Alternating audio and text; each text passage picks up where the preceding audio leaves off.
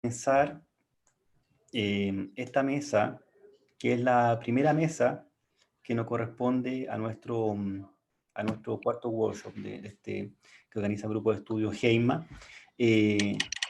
Para quienes estuvieron en la mañana, se inauguró de manera formal con las palabras del director del Instituto de Historia, el profesor Ricardo Iglesias, que patrocina este evento.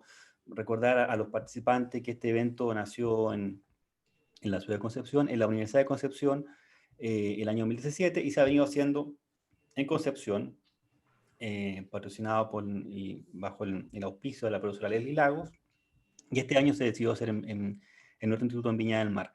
Por razones de la pandemia, lo estamos haciendo vía online. Estaba pensado originalmente en forma presencial en nuestras dependencias, en nuestro instituto de historia. Por tanto, doy la bienvenida a esta primera mesa. La primera mesa tiene un horario de 1 hora de 11 en este momento hasta las 12 aproximadamente del día, y tendremos dos expositores, ¿no?, que en este momento paso a presentar. Comenzará la primera mesa el doctor Néstor Urrutia, con la ponencia La venta de Roma, la acción política y la evidencia del desgobierno en una etapa de crisis. Y continúa para finalizar la mesa, el magíster Nicolás Pena, que es magíster por nuestro Instituto de Historia, la adivinación popular en el siglo I a.C., un peligro para el poder político romano. Voy entonces a presentar al profesor Néstor Urrutia. El doctor Néstor Urrutia es miembro del grupo Heima, uno de los miembros fundadores, junto a los 4 académicos que integramos hasta el momento este grupo. El doctor Néstor Urrutia es doctor, ¿no?, en Historia por la Universidad Autónoma de Barcelona, y su área de especialidad ha sido los temas culturales del mundo antiguo, sobre todo en lo que se refiere al Imperio Romano, básicamente Imperio Romano, temas de historia, religión, cultura, literatura. Son ámbitos que son siempre importantes de abordar desde las miradas también históricas y las historiográficas de nuestro ámbito. El doctor Néstor Urrutia actualmente se desempeña como docente en la Universidad Diego Portales, en la Universidad Alberto Hurtado y en la Universidad Metropolitana de Ciencia de la Educación. Es también magíster, tiene estudios de magíster, perdón, por el Centro de Estudios Clásicos también de la Universidad Metropolitana. Damos entonces la bienvenida al doctor Néstor Urrutia, que debería poder ya presentar su PowerPoint, con su ponencia titulada La venta de Roma, la acción política y la evidencia del gobierno en una etapa de crisis. Ok, buenos días. Aún no puedo compartir el PowerPoint, pero bueno, si no puede ser, no pasa nada. Eh, bueno, agradezco entonces la presentación cariñosa de Paulo. Como siempre, bueno, con Paulo nos une la amistad desde el magíster en el Centro de Estudios Clásicos, así que bueno, tenemos una historia compartida. Eh, bueno, agradezco también la presencia de todos, todas en esta mañana. Eh, Ayer hablábamos sobre yo al menos hablaba sobre lo solitario que me sentía sobre los estudios clásicos, al menos dentro de mi círculo, y ya veo que no estamos tan solos y que hay gente interesada en ello, lo cual me alegra muchísimo en este contexto especialmente. Bien, voy a comenzar entonces. A ver, sí, no puedo compartir el PowerPoint, pero no pasa nada porque era referencia nada más. Perdón, Néstor, ahora lo voy a hacer. Ok, Ahora sí, Bien, ahora se ahora puede. ahora debería. sí, sí, ahora puedo. Ahí está. Bueno, es solamente referencia. Las personas que ya han visto mis presentaciones sabrán que yo no incluyo mucho texto en ellas. Bien, cuando nos planteamos este tema acerca entonces del gobierno y el desgobierno, la verdad es que nosotros estábamos dentro de nuestro país, ¿verdad?, frente a un periodo de bastante crítica a las instituciones, a cómo funcionaban, ¿verdad?, eh, a su desarrollo, entre otras cosas. Es esto precisamente lo que llevó a Paulo a proponernos este tema. Y ustedes sabrán, o sea, al menos las personas que me conocen sabrán que la política no es mi especialidad, pero intenté pensar finalmente una propuesta para este workshop que incluyera esta capacidad crítica que nosotros vivimos, ¿verdad?, en algún minuto y que seguimos viviendo, de hecho, en esta semana, que es especialmente política para nosotros en Chile, eh, para entender entonces cómo se va a generar una mirada, una perspectiva entonces crítica finalmente sobre lo que está ocurriendo en un momento determinado de la historia. Particularmente yo me voy a referir a un episodio que para las personas que somos cercanas a los estudios clásicos es bastante eh, referenciada, pero entiendo que popularmente no es tanto, que es la venta de Roma, particularmente la subasta de Roma, entonces, que ocurrió en el año 193 de nuestra era, y que va a tener entonces como protagonistas, por una parte, a la Guardia Pretoriana, y por otra parte entonces a un individuo de mucho dinero dentro de Roma, y que tenía una carrera política entonces ascendente, pero que pudo entonces ser emperador precisamente gracias a este poder económico. Comienzo entonces.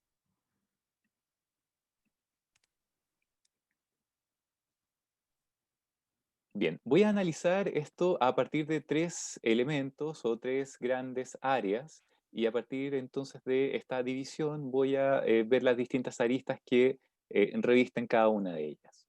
¿Ya? Lo primero que vamos a señalar es esta idea del poder abandonado. Esta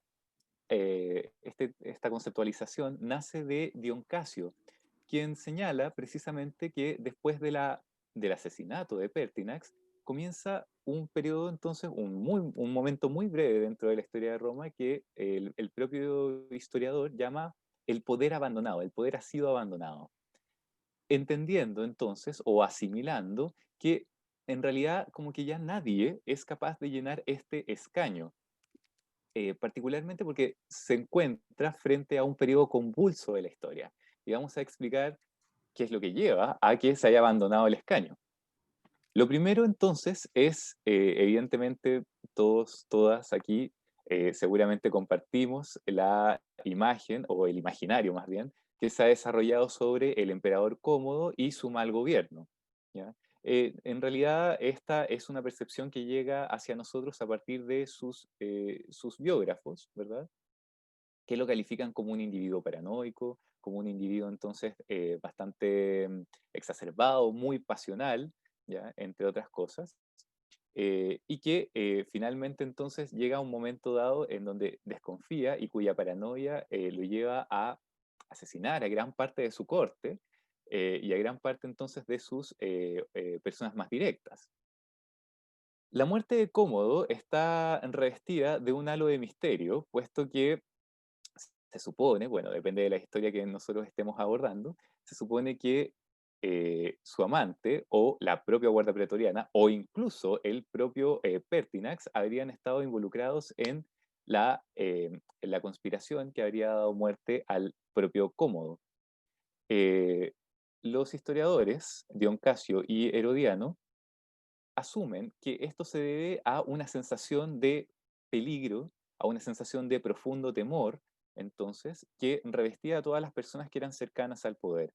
Famoso es entonces esta visión acerca de que Cómodo sentía, o él mismo sentía mucho temor a propósito de lo que estaba ocurriendo en Roma y se sentía entonces muy vulnerable. Eh, Cuando asciende entonces Pertinax al poder, un individuo que había sido eh, cercano al padre de Cómodo, cercano a Marco Aurelio, que además había sido un hombre de armas, un individuo ya en sus años entonces de vejez, nosotros nos encontramos con un primer contraste muy interesante y que ha sido abordado entonces desde la historiografía, ¿verdad?, analítica, eh, sobre una cuestión que a mí me genera mucho apego, ¿verdad? Mucha inquietud, que es que Como es un emperador que se percibe como joven, mientras que Pertinax es un emperador entonces que ya se demuestra con cierta madurez, de tal suerte que tendría las herramientas necesarias para estar en ese puesto, ¿ya? Cosa que siempre los historiadores le critican a Cómodo, y que hace entonces que naturalmente decanten en una especie de confianza sobre Pertinax, ¿ya? ¿Qué es lo que pasa con el pobre Pertinax? Cuyo periodo entonces de gobernación es muy breve, 80 y pocos días, 86 días, si mal no recuerdo. eh, la Guardia Pretoriana se encuentra descontenta con este emperador, entre otras cosas, porque se ha negado a pagarles con base a el botín, o más bien los bienes del propio emperador Cómodo. ¿Ya? Pertinax se rehúsa a vender los bienes de Cómodo y traspasarlos a la Guardia Pretoriana. ¿Ya? En ese sentido, nos encontramos con una variante sumamente interesante, que es la visión pesimista de Herodiano. Cuando Herodiano comienza su texto, su escrito, ya nos refleja un panorama sombrío, tremendamente sombrío. Nos dice, en Roma nunca hubo tantas calamidades como en esta época. La época a la que se refiere es después de la muerte de Marco Aurelio. Y entre ellas asimila, por ejemplo, cuestiones que llevan a esta escasez de la que yo les estoy hablando con anterioridad, como por ejemplo la hambruna, la peste, las sequías, ¿verdad? Otros fenómenos entonces naturales. Y además de ello, hay que sumar el desgobierno. Y este desgobierno lo asimila en, por ejemplo, la figura de Cómodo y, con posterioridad entonces, la idea de esta guardia pretoriana que se siente con la atribución de dar muerte a un emperador, entonces, y apoderarse del gobierno romano. Esta es una primera medida, entonces, donde nosotros vemos que el poder, finalmente, está absolutamente cuestionado. ¿Ya? Y aquí es donde nos enfrentamos a esta dinámica de desgobierno. ¿Quién, después de la muerte de Cómodo, es el individuo ideal para ocupar entonces el puesto del emperador? Este vacío de poder, esta Roma acéfala, de alguna manera entonces va a permitir la experimentación en el poder. Y aquí, evidentemente, la dinámica del desgobierno es tremenda. Eh, los historiadores Herodiano y Dion Casio, desde sus distintos puestos en el mundo, ¿verdad? O al menos dentro de la administración imperial, eh, o sea, se sienten cercanos a esto. Y por supuesto que este tema les preocupa. Lo manifiestan en varias oportunidades y hacen sentir entonces que dentro de su escritura, que se está tratando de un periodo de profunda inestabilidad.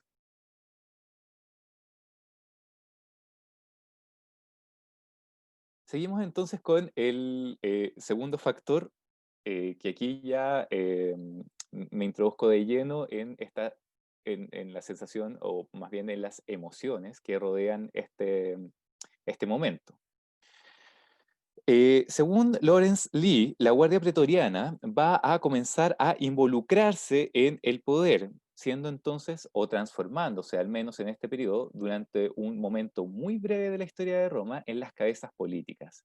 Precisamente con base a que habrían dado muerte entonces a Cómodo, perdón, a Cómodo, a Pertinax, y que dentro de este escaño, entonces, se mueven como los que en este momento están gobernando, muy brevemente. Es un periodo entonces absolutamente excepcional, donde ellos han decidido entonces sacar al emperador y están ahí momentáneamente con el poder. Y aquí surge una variante sumamente interesante, porque, eh, por ejemplo, eh, Herodiano y la historia augusta nos dicen que uno de los motivos del asesinato de Pertinax es precisamente que la Guardia Pretoriana estaba acostumbrada a los excesos. Nombran, de hecho, por ejemplo, orgías, robo y borracheras. ¿Ya? Como ustedes se dan cuenta, todo esto es un recurso muy literario para hacer ver finalmente que se está tratando de personas que son nefastas para el Imperio Romano. ¿Ya? Y como Pertinax, de alguna manera, es un hombre centrado para ellos, para los hombres de letras, me estoy refiriendo. Como es un hombre centrado y está buscando encauzar las cosas, no invierte los recursos de Cómodo o no invierte, digamos, gran parte de las arcas imperiales en este grupo, precisamente porque él nota que hay otras preocupaciones que son mayores, las que yo he nombrado entonces con anterioridad. De tal suerte entonces que esta Guardia Pretoriana, sin las libertades que anteriormente entonces les eran permitidas, como por ejemplo dentro del gobierno de Cómodo, se sienten entonces menoscabadas, pasadas a llevar, y será necesario, o al menos ven como algo necesario, sacar al emperador. Es un grupo muy interesante en esta dinámica desde la antropología, ¿verdad? Porque es un grupo que se ensimisma. Cuando Grimal, por ejemplo, nos habla de la idea de Roma, nosotros notamos que hay una especie de, digamos, de una apropiación de que todas las personas que viven bajo el Imperio Romano de alguna manera son funcionales al sistema.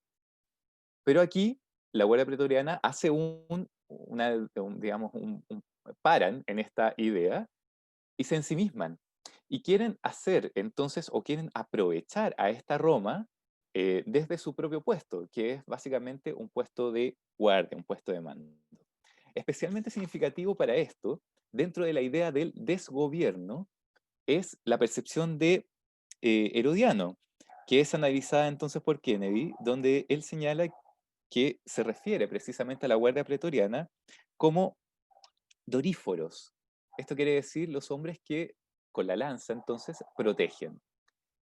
Cuando Herodiano se refiere a la Guardia Pretoriana desde esta perspectiva, lo hace con una intención, para decir que ya no cumplen este cometido, sino que todo lo contrario. Ahora se dedican entonces a una acción y a sacar un provecho de lo que está ocurriendo aquí. Pat Southern señala una cuestión que a mí me parece especialmente interesante también desde el punto de vista antropológico y que tiene que ver con que eh, dentro de su estudio él señala que la mayor parte de la Guardia Pretoriana en este momento de la historia no era ni romano ni itálico, ¿ya? De tal suerte que nosotros podemos señalar que hay una especie de desapego interesante, ¿verdad? Desapego de origen, quiero decir, que podría hacer entender finalmente esta, este ensimismamiento, esta práctica entonces anómala dentro del desarrollo romano, en donde la Guardia Pretoriana, en lugar de resguardar al emperador, lo asesinan y buscan entonces sacar provecho de ello. Esta sensación, en todo caso, no deja de ser ambivalente, porque claro, al ser entonces de otro lugar y pertenecer a la Guardia Pretoriana, de alguna manera se insertan en el sistema romano.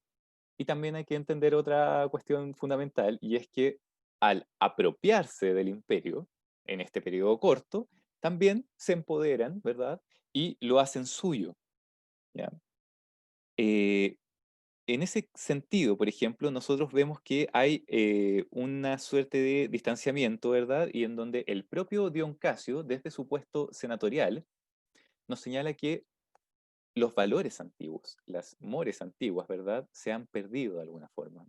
Dion Casio es muy interesante desde esta perspectiva, porque él se coloca en la visión del testigo, pero del testigo afectado también. Porque al suspender, al estar en una especie de orden marcial, digámoslo así, sé que no es así del todo, me entenderán ustedes, pero al estar en esta especie de orden marcial donde la Guardia Pretoriana se ha apoderado de Roma, por supuesto que todas las instituciones quedan en entredicho, entre ellas, evidentemente, el propio Senado. Y Dion Casio lo siente así y lo expresa, ¿no? Voy a intentar ir un poco más rápido porque estoy viendo que estoy como en los tiempos. Bien, este episodio entonces concluye con la subasta de Roma, ¿ya? Hace poco estuve leyendo el texto de Marta García Morcillo acerca de las subastas privadas en Roma, lo que fue muy esclarecedor, muy iluminador. Al parecer, yo no sabía esto y se los comento porque me parece una cuestión novedosa. Los romanos practicaban subastas con cierta regularidad. Bastaba exclusivamente con que una persona se pusiera en un puesto entonces en la calle para poder realizar subastas públicamente. Esto dependía, evidentemente, de la situación, de lo que se estuviera subastando. Y les llamaban entonces los auktiones. Eh, por supuesto que el caso de la venta de Roma va a ser una subasta tremendamente distinta. Es decir, aquí estamos hablando de una cuestión básicamente muy anómala, de tal suerte que nosotros vamos a ver que la misma García Morcillo nos dice, los militares tienen cierta experiencia en la práctica de subastas, o sea, los hombres de armas en definitiva, porque aquí estamos incluyendo a la Guardia Pretoriana, tienen cierta experiencia en las subastas por los botines. En la medida en que se apropian entonces de botines, pueden entonces venderlos al mejor postor dentro de este tipo entonces de traspaso económico. Eh, En este caso, la Guardia Pretoriana hizo un llamado prácticamente a viva voz a que quienes quisieran podían apoderarse de lo que era Roma, la ciudad, y el imperio completo. ¿Ya? A esta subasta, entonces, ya los dos historiadores, junto entonces con la historia augusta, nos señalan que se trataba de un acto tremendamente infame, una cuestión que jamás debió haber ocurrido, una cuestión que, es más, desvaloriza enormemente lo que significa Roma. Recordemos que tanto Herodiano como Dion Casio son de origen extranjero y por lo tanto entonces tienen este apego con Roma que les ha, o sea, que se manifiesta, ¿verdad? A partir de su entendimiento o al menos dentro de su compromiso con el imperio. ¿Ya? En esa medida, entonces, la dinámica también se presenta como tremendamente desordenada y nefasta. Son dos los que generan entonces la puja por el imperio romano, Sulpiciano por una parte y Juliano por otra. ¿Ya? Pero es bien curioso porque Sulpiciano estaba emparentado con Pertinax, ¿ya? Y al parecer a él lo dejan entrar libremente a esta subasta. Pero Juliano, y aquí es donde la cuestión se vuelve interesante desde el punto de vista literario, Juliano está originalmente afuera de donde se está realizando esta subasta. ¿Ya? Entonces, a gritos, pide entonces que lo dejen entrar para poder pujar por Roma. ¿Ya? Lo que nos da cuenta de un acto tremendamente desordenado que es absolutamente condenado por los historiadores, como les digo, haciendo un recurso literario de eh, oscurecer aún más lo que está ocurriendo aquí, de plantearlo entonces desde un aspecto aún más nefasto, porque quien se termina quedando con Roma en realidad es un hombre que demuestra desde un inicio sus excesos. ¿Ya? Ahora, eso sí, hemos de decir que tanto Sulpiciano como Juliano, Didio Juliano, tienen ya una carrera política, pero no es una carrera política demasiado destacada. En ese sentido, por ejemplo, Gibbon, quien tiene una especial, digamos, habría tenido una especial orientación hacia la subasta de Roma, entendiéndola entonces como un hecho bastante perjudicial, muy implicado entonces con el germen de la decadencia romana, señala que esta práctica de la venta de títulos no era algo tan nuevo, o sea, no tan antiguo, quiero decir, porque había comenzado mayormente dentro del gobierno de Cómodo. Y habían existido entonces puestos como el de senadores que habían sido entonces rematados, particularmente por Cleandro, que ustedes saben era una persona cercana al emperador Cómodo. Eh, una de las últimas cuestiones que voy a señalar a propósito de esto es que el emperador Juliano es expuesto como un emperador tremendamente ilegítimo e inadecuado para Roma, particularmente porque es una persona que gusta de los excesos. ¿Ya? Se le... ok, eh, en ese sentido, entonces, voy a ir un poco más rápido. Una persona que gusta de los excesos, entonces se lo califica, por ejemplo, como una persona que nada la abundancia, una persona que le gustan, por ejemplo, las fiestas, las borracheras, etcétera.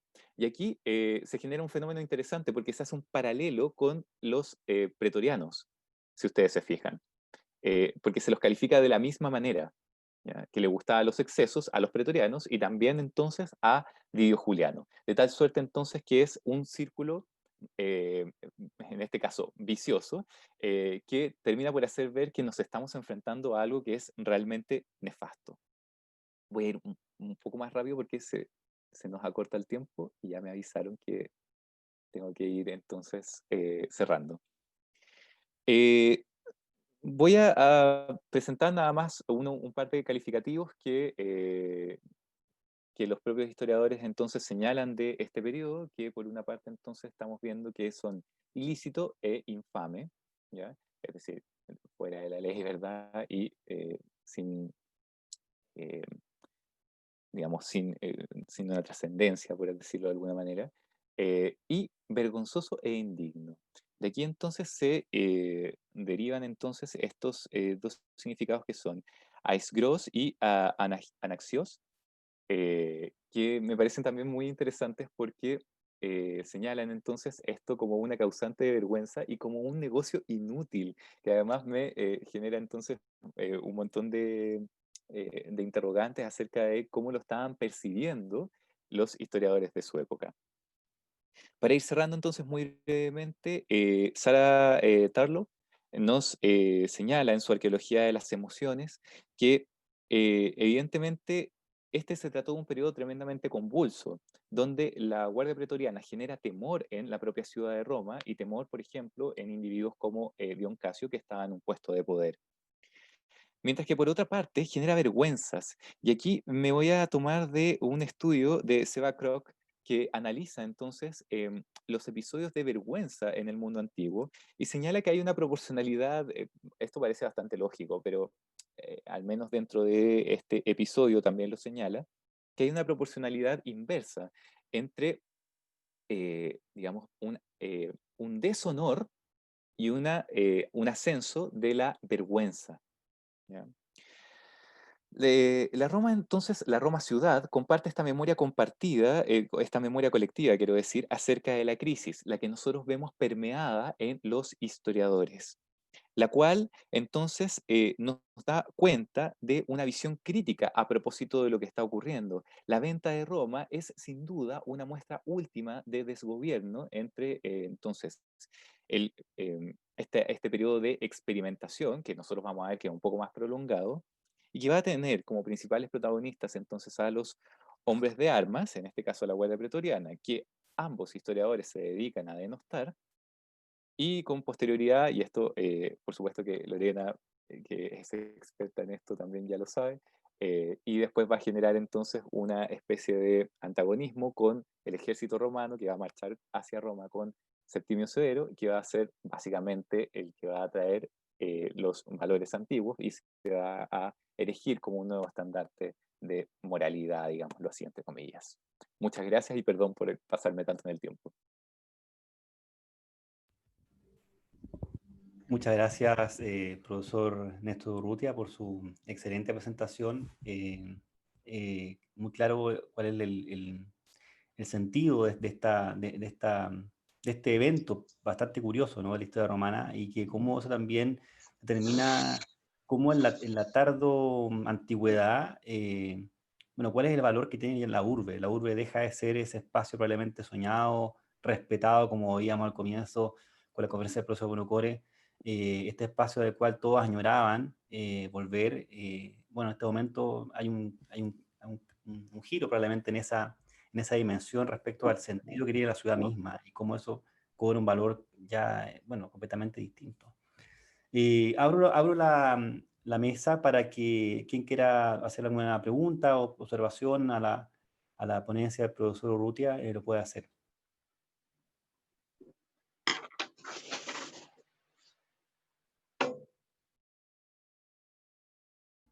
¿Alguien interesado en hacer alguna intervención? Yo tengo una consulta, Por si se favor. puede, Paula. Y por favor, Lorena, adelante. Buen día, Néstor. Buen Muchísimas día. gracias por la ponencia. La verdad es que ha tenido unos puntos muy destacados, sobre todo esta asociación que has hecho de la subasta privada y la subasta pública, por así decirlo, con respecto al poder imperial. Con respecto a esta situación en particular, ¿qué opinión te merece esta situación de subasta pública, ¿realmente pudo haber existido o fue una situación creada de alguna forma, de forma literaria, para indicar lo que muy bien menciona Dion Casio, de que el poder está abandonado? Gracias, Lorena, qué gusto además compartir nuevamente contigo. Eh, Mira, por supuesto que estamos hablando de una situación tremendamente excepcional. Entonces, es complejo lo que tú señalas, porque si bien es cierto, se coinciden, ¿verdad? Las tres grandes fuentes del periodo coinciden en que esto habría ocurrido, ¿ya? Es difícil planteárselo, ¿verdad? En términos prácticos. ¿Cómo habría ocurrido? ¿De qué manera? Es decir, ¿cómo se podría subastar el imperio a vista y paciencia de todo el mundo? Además. Entonces, yo creo que la evidencia historiográfica señala que sí, que es real. ¿Ya? Ahora, las condiciones en cómo pudo haber ocurrido probablemente habrían sido mucho menos dramáticas de cómo son expuestas. Quiero pensar algo así. ¿Ya? Esta idea, por ejemplo, de, nosotros en Chile decimos a grito pelado, no sé si se logra entender, que es un grito entonces muy, muy amplio de un hombre de dinero, ¿verdad? Un hombre entonces además que está eh, digamos, que habría estado involucrado en la política romana, eh, exponiéndose de esa manera, es extraño. Yo creo que ese sí es un recurso literario. ¿Ya?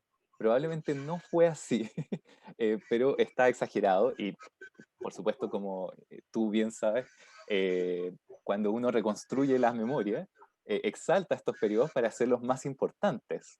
¿Ya? Así que me hace sentido Sí, que tú lo preguntes así, de esta manera, porque yo sé que tú sabes de esto.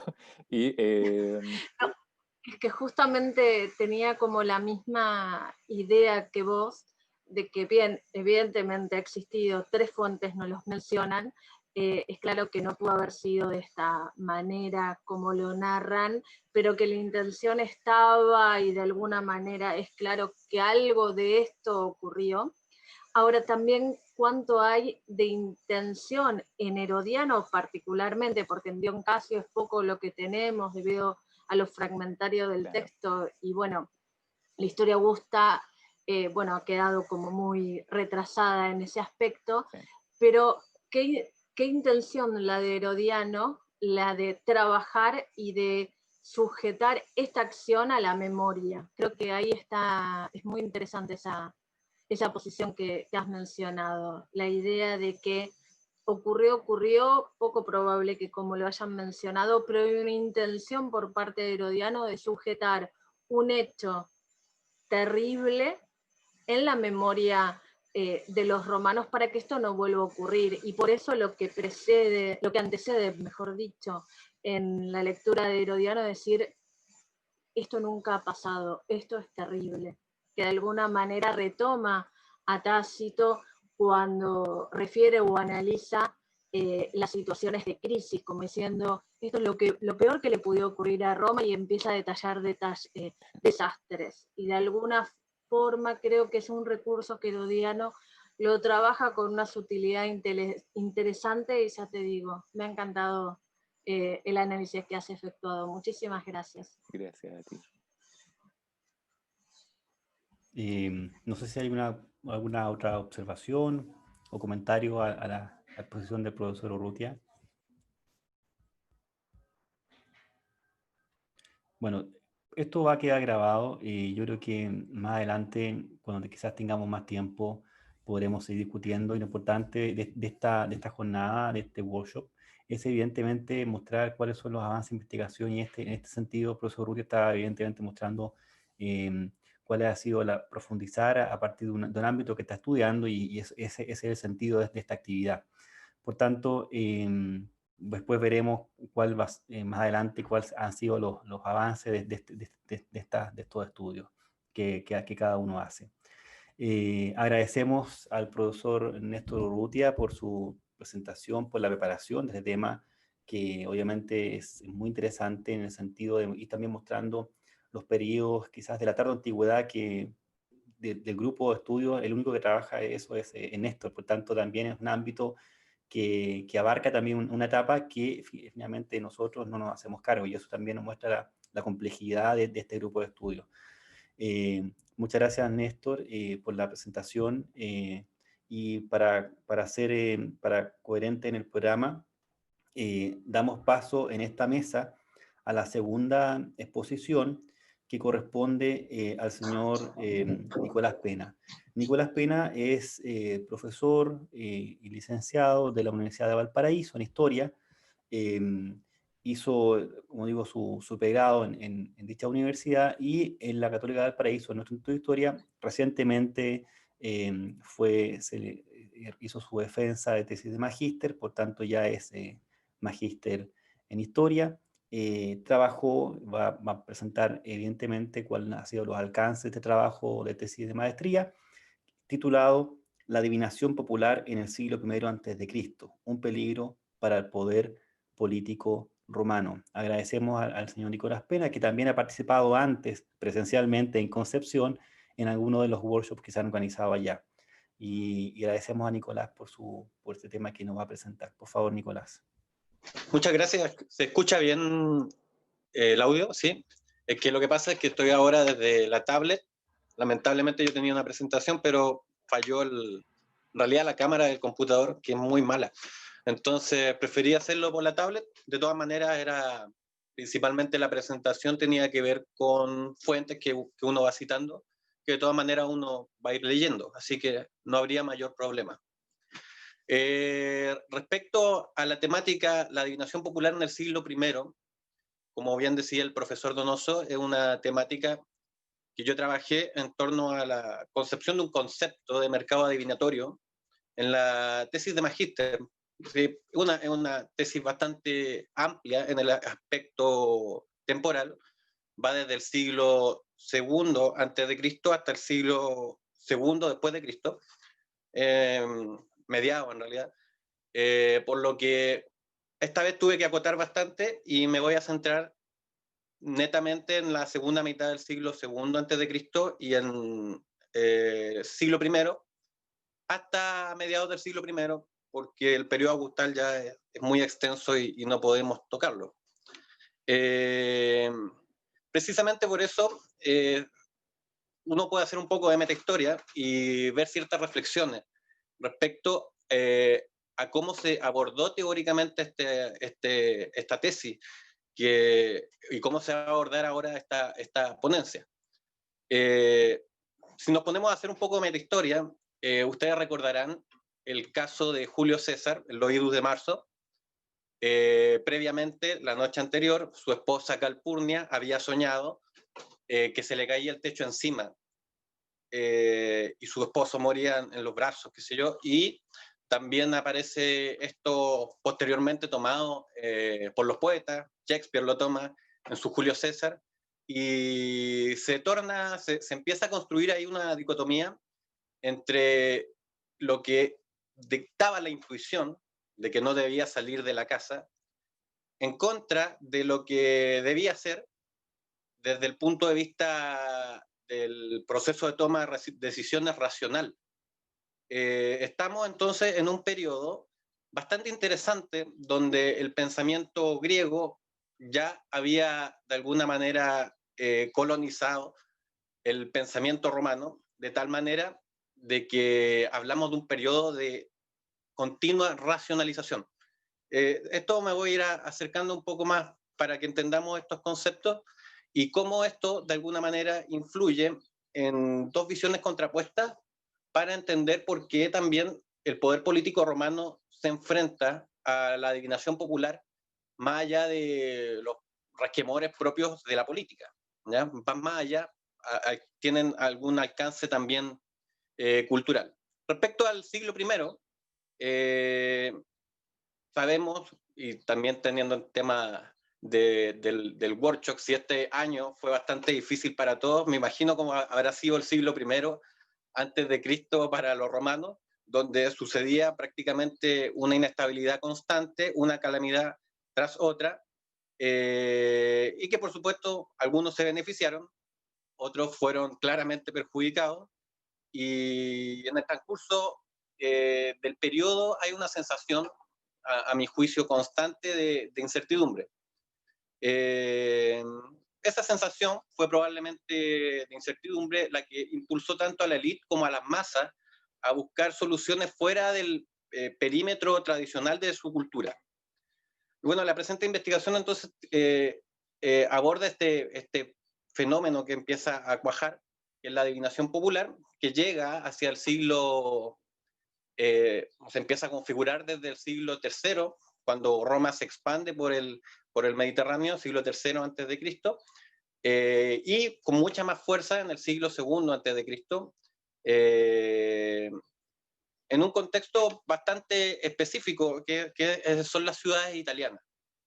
La perspectiva teórica que se utiliza aquí, evidentemente no va a ser la historia tradicional de la religión o de la adivinación. Aquí no se busca entender el proceso como algo monolítico, como algo esquemático, sino que se ocupé principalmente lo que es la religión vivida, Lived Religion de George Ruppier, autor alemán, que actualmente está siendo quizá uno de los referentes, con una cantidad de publicaciones asombrosas, bastante prolífico, que se complementa también con algunos trabajos recientes que van vinculando este enfoque con áreas interdisciplinarias, el llamado enfoque cognitivo, que causa tanto resquemor en algunos historiadores también, y que está también muy de moda en el mundo anglosajón.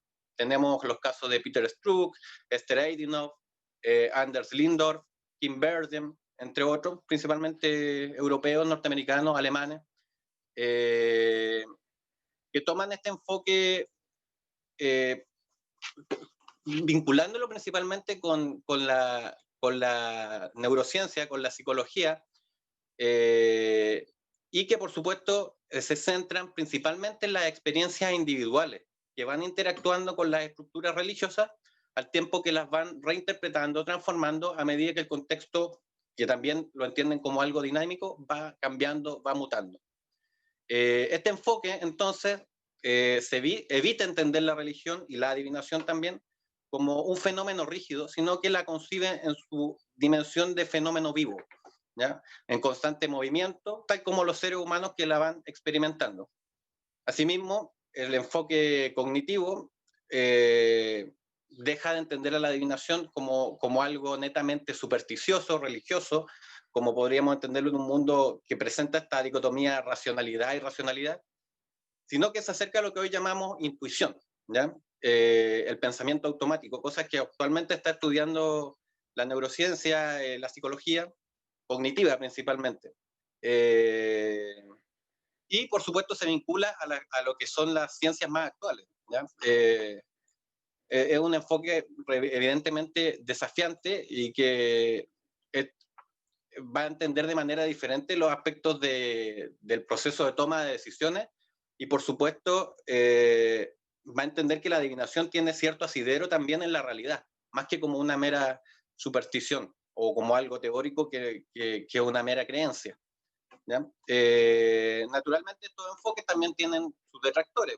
Las críticas van en el uso de conceptos ajenos a nuestra disciplina histórica, la relativa carencia de fuentes para sostener ciertas aseveraciones, el uso en demasía de juxtaposiciones, analogías y generalizaciones, en base a nuevos estudios, quizás demasiado recientes, que también entienden cierta concepción de la naturaleza humana o tienen algunas percepciones antropológicas que son quizás muy modernas para lo que solemos estudiar en historia. Bueno, y estas se alejan quizás también del contexto de las fuentes. Entonces está ciertamente esa acusación de que se genera demasiado anacronismo, qué sé yo. Son riesgos, evidentemente, y el futuro dirá si fueron tendencias pasajeras o si se trata de tendencias que están para quedarse y que buscan de alguna manera renovar y ser un aporte al conocimiento en áreas que ciertamente estuvieron demasiado encerradas por décadas y que actualmente, gracias a esta interdisciplinariedad, tienen un potencial explicativo mucho mayor, ¿no? Pero que se aleja de nuestro quehacer diario de la disciplina. Entrando ya a picar en el contexto, para entrar en materia, me gustaría resaltar algunos aspectos interesantes al respecto al fenómeno. En primer lugar, Roma y la península itálica experimentaron hacia el siglo II una gran apertura hacia el oriente helenístico. Esto trajo consigo varias importaciones culturales, entre ellas destaca, por supuesto, el tema de la filosofía griega, donde tres grandes escuelas tuvieron aceptación, principalmente en el pueblo romano, principalmente en la élite romana. Estamos hablando naturalmente del epicureísmo, del estoicismo y el escepticismo. ¿Ya? Estas escuelas presentaron visiones del mundo particularmente contrapuestas entre sí, respecto también a cómo vivir la vida, pero también respecto a las creencias como la religión, el destino, la adivinación, etcétera, los propios dioses. Por cosa de tiempo no vamos a entrar en detalle de cómo se fueron configurando y interactuando estas filosofías con las creencias adivinatorias, pero se debe tener en cuenta, antes de hacer aseveraciones como la élite no creía y se oponía a la adivinación popular, verificar a qué escuela de pensamiento pertenecían o estaban influenciados estos autores. Por otra parte, el mundo helenístico trajo consigo ciertas tendencias culturales y valores que se fueron imbricando con la sociedad romana, tales como el individualismo, el universalismo, el militarismo, y que podemos llamar también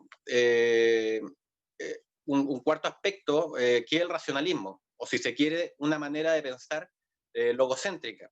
Si bien todos estos fenómenos son importantes respecto a cómo se desarrolló la adivinación, este último, el logocentrismo o racionalismo, me parece particularmente interesante. A mediados del siglo II se da cuenta de un fuerte debate entre dos posturas de la élite que son particularmente irreconciliables, una que se puede denominar orientalizante o helenizante, liderados por la familia de los Escipiones principalmente, y otro que podríamos llamar tradicionalista y conservador de base agraria, antigriego por supuesto, liderados por Catón el Viejo, o Catón el Censor. Esta disputa también representa la discusión entre dos modelos de república y dos tipos posibles de sociedad. No obstante, independientemente de lo que trasciende la discusión, observamos más detalles y en lugar de centrarnos en qué dicen los argumentos, lo hacemos en cómo se nos presentan estos argumentos. Notaremos, independientemente de cuánto denuesten al mundo griego, la utilización del método de retórica griega, tanto en el bando de Catón como en el bando de Escipión, en cuanto a la construcción de discursos. Por ende, la forma de pensamiento de la élite ya daba signos de un fuerte logocentrismo, una influencia griega, incluso en quienes la criticaban. Esto no es menor porque este tipo de pensamiento es la base del pensamiento occidental. Esa tendencia al racionalismo es muy importante porque para un modo de pensar de estas características serán válidas solo aquellas cosas que se pueden demostrar mediante el uso de la palabra. Es decir, todo el tema intuitivo, el tema adivinatorio, el tema de las creencias, supersticiones, se empieza a poner en duda y se empieza a criticar mediante los mismos instrumentos que da la filosofía o que da el racionalismo. Critican en el fondo todo aquello que no entra en el campo del logos. En estos casos, por supuesto, se encuentra la adivinación, la intuición, que se ponen en tela de juicio y que se van a ver particularmente fuertes los fragmentos, que son sumamente denostativos en cuanto a la adivinación popular particularmente, y también a la adivinación tradicional, o sea, es una crítica transversal. Sumado a lo anterior, en el siglo II se va a formar lo que llamamos el mercado adivinatorio, que no es otra cosa que un concepto que grafica la variedad y la versatilidad, también la transversalidad de la adivinación popular en una sociedad cambiante. Esta sociedad utiliza los servicios mánticos o adivinatorios regularmente aprovechando de su enorme diversidad, como cualquier otra clase de servicio, como un peluquero, un barbero o cualquier otro tipo de servicio. Este mercado adivinatorio surgió debido a la masiva llegada de extranjeros de todas partes del Mediterráneo, muchas veces atraído por la riqueza acumulada del centro de lo que ahora se perfilaba como el centro político del Mediterráneo, o bien debido a las conquistas que trajeron una ingente cantidad de esclavos de múltiples culturas, con sus ritos, sus técnicas, creencias específicas, en ambos casos mezclándose con los estratos más bajos de la sociedad romana. Es ahí que surge también esta sospecha permanente, este miedo a que estas técnicas de adivinación no tradicional empiezan a entrar en conflicto con las formas de adivinación tradicional. También miembros de la propia sociedad romana, debido a que hacen viajes, o sea, por conquistas, por negocios, qué sé yo, o quizás por simple curiosidad, se hicieron conocedores y portadores del saber de estas otras culturas, lo que se encontraba, por supuesto, un saber adivinatorio.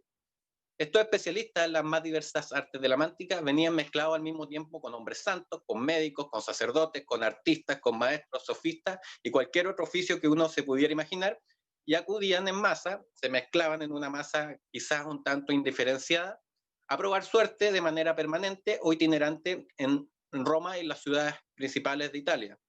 La comedia latina y los escritores de la época nos dan cuenta de esta gran variedad, de este mercado adivinatorio, además de la baja posición social que normalmente ocupaba mofándose de su aspecto, la barba, qué sé yo, sus características extranjeras, además de la charlatanería, el aprovechamiento de la ignorancia del vulgo y un montón de críticas que se van a ir repitiendo en torno a los autores como Cicerón, más adelante en siglos posteriores, las mismas críticas de Luciano y otros autores.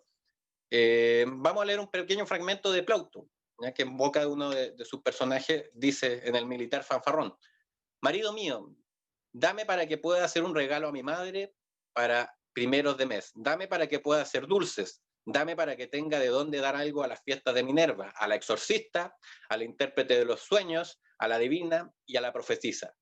Es una vergüenza si no se le manda nada a la vidente, que sabe leer el movimiento de las cejas, ¿ya? Aquí tenemos una amalgama entonces de adivinos, un tanto como mofa, de que habían adivinos de todo tipo, incluso algunos que solían leer las suertes mediante el movimiento de la ceja o otro tipo de características faciales, entre ellos intérpretes de sueños, por supuesto los astrólogos, y una gran amalgama de adivinos y de especialistas. Nos da además su ubicación geográfica y también su baja posición social en medio de las profesiones más humildes. En Gorgojo, Plauto señala: en las tiendas viejas están los prestamistas, los que toman el dinero a crédito, detrás del templo de Cástor, allí la gente que no debe fiarse uno demasiado deprisa. En la calle Toscana están los que hacen comercio de sí mismos. En el Velabro, los panaderos, los carniceros y los adivinos. Los que se dedican a retocar las mercancías o los que suministran para que sean retocadas. Es decir, se encuentran dentro de los sectores más bajos de la sociedad, quizás también los más denostados. Comienzan entonces a repetirse también ciertos tipos de adivinos en las fuentes, como augures, marzos, los aureolis, los conectioris, los caldeos, los matemáticos, vinculados naturalmente estos últimos a la astronomía, los arúspices, que si bien tienen una larga tradición en la adivinación etrusca, ya se empiezan a ver distintos tipos de arúspices, no solamente etruscos, y que prestan servicio tanto de extipicina como de otro tipo de mántica a el grueso de la población. Podremos agregar también el uso oráculo, interpretación de prodigios individuales de tipo oriental. Esto es importante porque se empieza a utilizar desde la política para garantizar o para legitimar ciertos actuares. Tablillas, tan criticadas por Cicerón, otras técnicas también de adivinación inductiva, ajenas completamente a lo que era la tradición de la República, cuya forma de adivinación tradicional era principalmente la toma de auspicios y el colegio augure, además de otras formas como los decemviros y otras formas que también eran controladas rígidamente por el Senado. Todo este proceso causó resquemor por parte de la élite romana tradicional, y quién mejor que Catón el Catón para graficar esto. en su texto de agricultura, que fue prácticamente uno de los pocos que sobrevivió, dice sobre los deberes del vilicus, o el encargado de la finca: no pretenda comprar nada sin saberlo el amo, ni pretenda ocultarle nada al amo, y no tenga ningún parásito, no pretenda consultar ningún arúspice, augur, adivino o caldeo. Un siglo y medio después, Columela va a decir algo similar. Dice Columela: no se realizarán sacrificios a no ser que sean mandatados por su señor, no se admitirán adivinos ni hechiceras. Unos y otras son gente que, sirviéndose de una superstición sin fundamento, empujan a los espíritus simples a hacer gastos seguidos de acciones infamantes. Que no sepa nada de la ciudad ni de ningún mercado novenal. ¿Ya? Respecto a los esclavos y cómo se tenía que evitar el contacto con estos tipos de adivinos. Ambos fragmentos representan un mundo rural, la realidad del latifundio, que esconden tras de sí el miedo a la subversión de los esclavos por medio de la esperanza de algún adivino o alguna profecía que pudiese infundirles una idea de cambiar este estado de sometimiento. En muchos casos estos temores estuvieron más que justificados por hechos históricos. Por ejemplo, de las 3 guerras serviles que sufrió la República, la totalidad de ellas contaron con adivinos en la dirigencia de los esclavos sublevados. La primera de ellas, incluso, según nos cuenta Diodoro, en su libro 34 y 35, fue dirigida por un esclavo que era también adivino o profeta. De origen sirio, Euno, encontró legitimidad entre los suyos mediante el uso de toda clase de trucos y supuestos dotes proféticos. Incluso lanzaba fuego por la boca mediante mecanismos de castaña, y además decía hablar por los dioses. Tenía toda clase de profecía. En la Segunda Guerra Servil, que también ocurrió en Sicilia a fines del siglo II, narra también Diodoro que los líderes del movimiento no reclamaban ser adivinos, pero recurrieron constantemente a técnicas adivinatorias para consolidar su movimiento.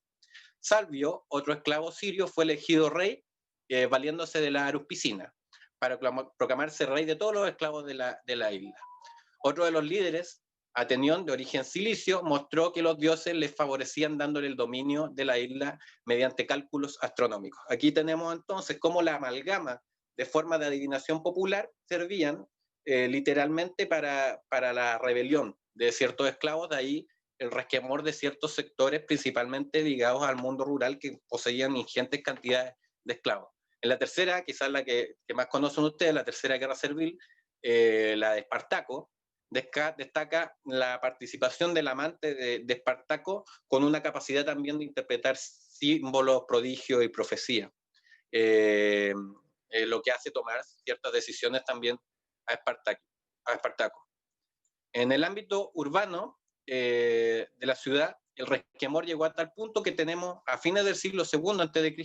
la primera gran expulsión de astrólogos de la ciudad, casi todos de origen oriental, en el año 136 a.C., por medio del decreto del pretor Cornelio Hispalio, y ahí empezará una larga relación de amor-odio de la élite romana con la astrología, y que ciertamente no va a ser la primera, es la primera, pero van a haber diversas expulsiones a lo largo de la República y del Imperio. Pero al mismo tiempo vamos a ver casos de emperadores que ocupaban continuamente los servicios mánticos de esta adivinación popular, que también poco a poco se fue elitizando y miembros de la propia élite se fueron interesando en esto. Bueno, la élite se consideraba a sí misma guardiana de la Pax Deorum y de las tradiciones. Hay una tendencia, sobre todo en el siglo XX, la historiografía del siglo XX, a considerar a esta élite como una especie de élite hipócrita. ¿Por qué hipócrita? Porque ocupa la religión y la adivinación como algo instrumental, ¿ya? Y aquí es donde el punto que se puede discutir. Si uno lee los fragmentos de Polibio o de Cicerón, va a encontrar literalmente eso. Voy a leer 2 porque hay muchos más, pero para ir acotando. Dice Polibio: algunos historiadores que explican prodigios y se inventan fábulas parecidas a las anteriores se les debe excusar, si lo hacen con mira a preservar la piedad de los pueblos hacia la divinidad. Pero no se deben hacer concesiones excesivas. Sin duda, en estas materias es difícil trazar una línea divisoria clara. Sin embargo, hay que hacerlo. Al menos yo creo que si bien debemos ser indulgentes con errores pequeños y creencias no demasiado exactas, con todo hemos de rechazar sin contemplaciones cualquier afirmación desorbitada al respecto. Esto respecto a la excesiva cantidad de prodigios que hacían los historiadores. Entre otras cosas, también habla de la religión como creencia falsa. Polibio, mucho antes, por supuesto. Pero Cicerón también sostiene esto en el siglo I.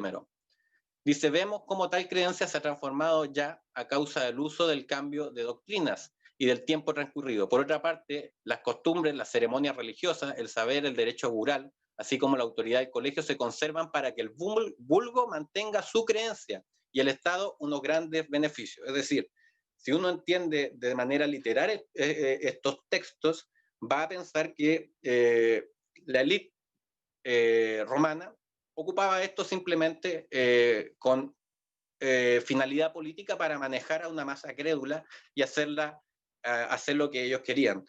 En el fondo hay algo de verdad en eso, no lo niego, pero es muy reduccionista, ¿ya?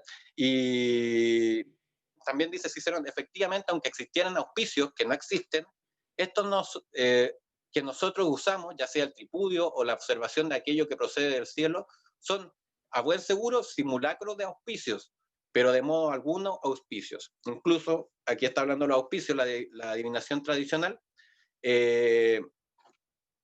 como algo que es fingido, principalmente se finge para la masa. La multitud de fragmentos dio pie para la construcción del concepto de instrumentalismo religioso, señalado por Craig Champion, como un error si se toma de manera absoluta. Tenemos que pensar que estos dos autores vienen también de una escuela o están influenciados por el pensamiento escéptico. Más adelante, Luciano de Samosata también va a ser un gran escéptico y va a repetir prácticamente los argumentos en contra de la adivinación que da Cicerón.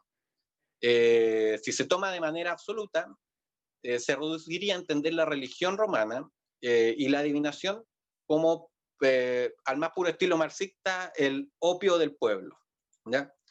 Creer únicamente en estas fuentes que representan solo una parte de la élite dejan de lado el carácter ritualista que tuvo ciertamente base en creencias reales, además de ciertas prácticas religiosas atestiguadas en epígrafes, tablillas, la sólida base de otros fragmentos sobre la observancia ritual, una gran cantidad de textos que se han perdido pero que están referenciados, que dan muestra de un claro interés de la élite sobre estas prácticas adivinatorias. Bueno, por supuesto también la construcción de templos, y se puede decir con toda certeza que buena parte de la élite sí creía efectivamente en la existencia de los dioses o daba muestra de una cierta devoción real. Entonces no podemos encasillar a la élite como algo ciertamente instrumental o que hacía algo ciertamente solamente instrumental para el dominio de masa. En ese sentido, la Pax Deorum va a ser algo más palpable y no un mero instrumento de dominación. Lo que decía defender la élite es la Pax Deorum, y bueno, uno de los argumentos que se da en contra de la adivinación popular es que al no prescribirse los ritos de manera correcta, podía enfadar a los dioses y naturalmente debía estar bajo su control. A lo que había detrás de esto es quizás cierto miedo, cierto resquemor a algo que ellos no podían controlar ciertamente y que era posible de consultar no solamente para miembros de la élite, sino también para esclavos, para mujeres, para libertos, para extranjeros, sectores bajos de la sociedad que de alguna manera, y eso se puede ver claramente en el siglo I, estaban clamando por una integración cada vez mayor. Para ir cerrando, hay mucho más, pero creo que me voy extendiendo mucho. Estamos ante un proceso naturalmente que colinda con el debilitamiento de la adivinación tradicional por su excesivo uso político, al mismo tiempo que se va fortaleciendo ciertas formas de adivinación popular, ¿ya? Pero al mismo tiempo también hay dos tipos de saber que están entrando en contradicción. Dos saberes válidos para la época, pero que la élite toma cierto partido por un tipo de saber, que es el saber logocéntrico, ¿ya? mientras que los sectores populares todavía no permean con ese tipo de pensamiento, por lo que mantienen ciertas formas de tradición que de alguna manera entran en contraposición. La élite daba comúnmente el argumento de que ellos querían salvaguardar al pueblo de su ignorancia y de los embaucadores que eran los adivinos mezclados en una masa indiferenciada. Durante la época de las guerras civiles se utilizaron comúnmente también adivinos populares debido a que muchas veces los generales estaban en contra del Estado y estaban en la mera ilegalidad, lo que imposibilitaba el uso lícito de los auspicios, por ejemplo, o de formas tradicionales de adivinación. La adivinación popular ciertamente era motivo de desórdenes, rebeliones, por lo que en cierta medida sí constituía un desafío tanto a la adivinación tradicional como al poder político. Los adivinos populares y quienes componían el mercado adivinatorio eran principalmente extranjeros, gente de clase baja, libertos, y vivían prácticamente en las zonas más pobres y marginales de la ciudad, por lo que escapaban del control de las élites. Las élites también estudiaron el tema de la adivinación, se interesaron por él y lo refinaron de manera cada vez mayor, llegando a escribir verdaderos tratados sobre la interpretación de sueños, sobre la astrología principalmente, que se transformaron en verdaderos bastiones de ciertos sectores de la élite, en el caso, por ejemplo, insigne del adivino y senador Nigidio Fíbulo, ¿ya? Muchos consultaban a pesar de la crítica de sus contemporáneos, a pesar de que Cicerón por un lado los criticaba, daba cuenta de esto también de que era muy popular incluso dentro de la élite. En cambio, la adivinación tradicional estaba restringida obviamente a un grupo reducido de personas, mientras que la otra era más democrática, era mucho menos segregadora. No obstante, también era utilizada por parte de todos los sectores que querían una mayor integración. Cambios estructurales en la élite romana también se dieron durante el periodo. Vamos a entender que la élite que estamos hablando de finales del siglo II, principios del siglo I, fue prácticamente completamente aniquilada durante el periodo de las guerras civiles, por lo que ya en el periodo augustal estamos hablando de otra élite de carácter provincial, hay suficientes estudios sobre eso, que ya va a tener una apertura mayor y va a tener un trato diferente en torno a las tradiciones y las creencias más específicas en torno a la ciudad. Para seguir cerrando entonces el análisis. Sí, por favor, que ya estamos en la hora. Bueno, cerramos el análisis y dejamos cualquier reflexión para las preguntas.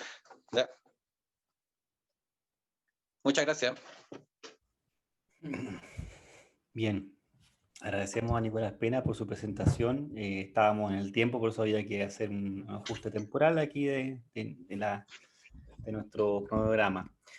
Bueno, respecto a lo planteado por Nicolás Pena, no sé si hay alguien que quiera referirse a este tema, el tema de la religión, el tema de la política, la sociedad que en esta tesis que Nicolás Pena, bueno, defendió recientemente sobre el mercado adivinatorio, un tema bastante interesante, pero claro, tiene muchas aristas, ¿no? Ahí podría ser eventualmente un tema discutido. Juan Pablo Prieto tiene una pregunta, por favor. Adelante, Juan Pablo. Hola, muy buenas tardes. Hola, Juan Pablo. Hola Nicolás, hace mucho que no te veía, un gusto. Aprovecho de hacerte unas preguntas que asumo van del lado de tu investigación y tu trabajo hecho en el texto académico propiamente tal, que en la ponencia me costó un poco percibirlo y que creo que se aclaran con una pregunta, como tú señalabas. Tú mencionas mucho el problema de lo popular versus la instrumentalización de la élite o de grupos dirigentes frente al fenómeno adivinatorio, si tengo entendido como una suerte de aprehensión del fenómeno religioso más bien popular y al mismo tiempo individual. ¿Okay? Entonces, una pregunta inicial es, ¿cómo tú trabajaste el fenómeno de lo popular? Mencionaste a Cicerón, mencionaste a grandes fuentes de, como tuviste, la visión intelectual o la visión de la élite. ¿Cómo trabajas tú el fenómeno de la adivinación desde lo popular? ¿Con qué fuentes utilizas?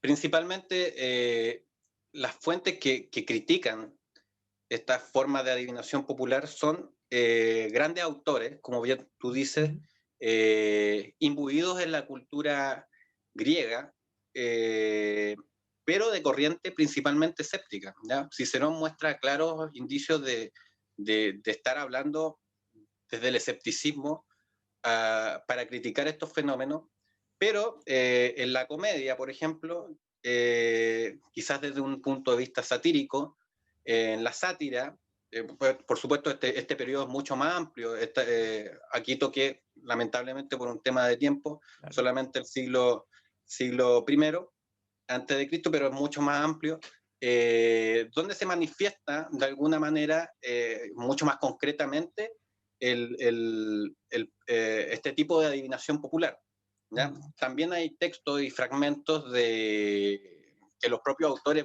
van dando. El propio interés de la élite, por ejemplo, se cita en un montón de textos que no llegaron lamentablemente a nosotros por el tema de la crueldad del tiempo, pero que dan cuenta del claro interés de los grupos de poder que sí tenían sobre este fenómeno. Sí, entonces, de alguna manera, sí, perdón, de alguna manera la ausencia de fuentes evidentemente populares se esfuerza un poco mediante el uso de autores no tan tradicionales.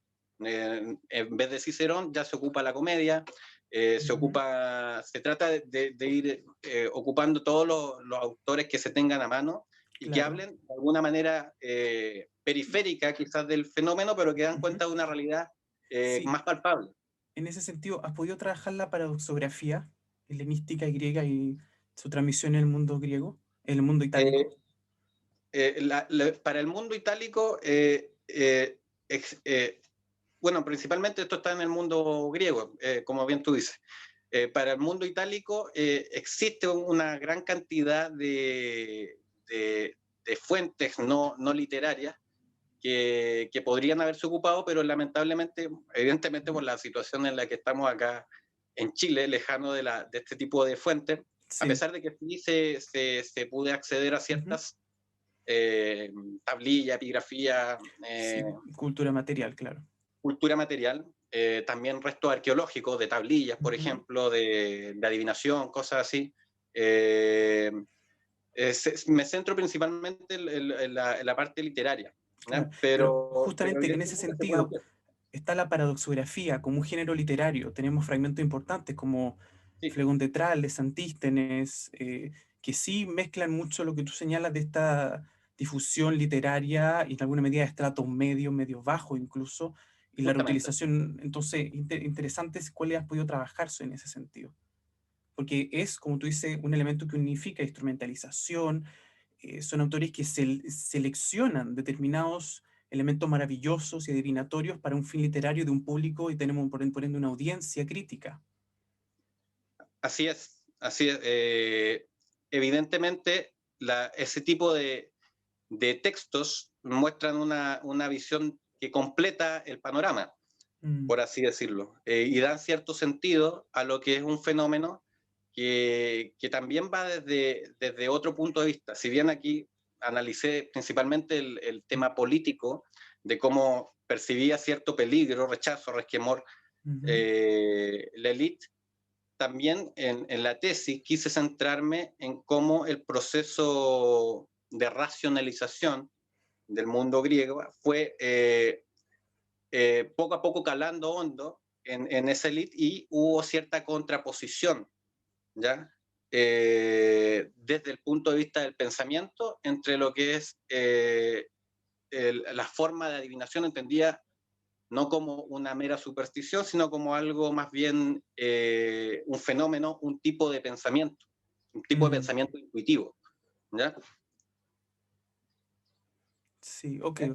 Muy interesante. Solo, si alguna vez tiene la oportunidad, está descargable la tesis sobre la paradoxografía de Irene Pajón del 2011, que es un gran compendio de todo el problema y todo el fenómeno oracular y divinatorio reutilizado como género literario desde la transición helenística hacia el periodo imperial incluso, que es muy interesante y espero alguna vez leer tu tesis, por supuesto. Te agradezco. Evidentemente esos temas no los pude tratar de manera directa en la tesis por una razón obvia, que que también tiene que ver con que muchas veces estos textos son textos que carecen de una profundidad, son más bien interpretativos, pero en realidad no pude acceder a ellos. Así que espero que me manden porque completaría mucho.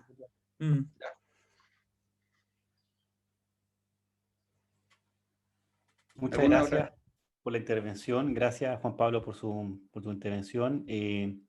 Creo que estamos en la hora. No sé si hay más preguntas. Creo que con esto, para no superar nuestro cronograma y respetar las mesas que vienen más adelante, damos entonces por cerrada esta primera mesa. Creo que es una mesa que partió muy bien, con discusiones ambas sobre la historia romana, la historia, primero la historia de la tarde antigüedad que presentó el profesor Urrutia, la venta de Roma como un episodio bastante inusual, ¿no? en lo que significa la historia romana, y que muestra un poco también la decadencia del imperio. Y en el caso de Nicolás Pena, bueno, la presentación de este tránsito entre la República y el Imperio y cómo la religión se transformando en un elemento también donde se politiza fuertemente la vida de la religión, y la religión pasa a ser un instrumento también de formas políticas que tienden probablemente en esta dimensión a generar ciertas persecuciones o entre cómo el Estado entiende la religión y cómo la sociedad, el mundo cívico también busca otras formas, ¿no? En este caso, de huir del Estado, o de buscar otras formas también de también contrarrestar, ¿no? el poder del Estado en el ámbito religioso. Creo que este tema, como bien decía el mismo Nicolás Pena, como decía el profesor Urrutia, estamos en un año también particularmente político y politizado, y es parte también de esa discusión que hay que tener desde el mundo antiguo, ¿no? Tomando en consideración que los antepasados de Occidente, no nuestras raíces directas de Occidente, también han pasado por los mismos fenómenos, ¿no? En distintas oportunidades, y han podido resolverlos de mejor o peor manera, pero finalmente han sido aprendizajes, ¿no? para la posteridad. Y creo que ese es el sentido que desde la investigación queremos hacer como grupo de estudio, ¿no?